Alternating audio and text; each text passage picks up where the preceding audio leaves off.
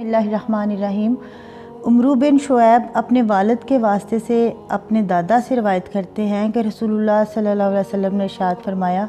जिसने सुबह शाम 100 दफ़ा सुबहान अल्लाह पढ़ा वो उसकी मानिंद है जिसने 100 हज किए, और जिसने सुबह शाम 100 दफ़ा अल्हम्दुलिल्लाह पढ़ा वो उसकी मानिंद है जिसने अल्लाह की राह में 100 गाजियों को घोड़ों पर सवार किया।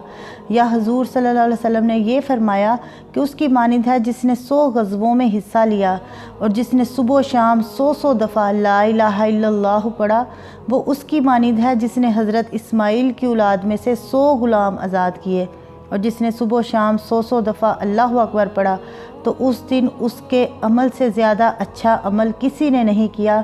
सिवाय उसके जिसने पढ़ा वही जो उसने पढ़ा या उससे ज़्यादा पढ़ा। तिरमिज़ी की ये हदीस है।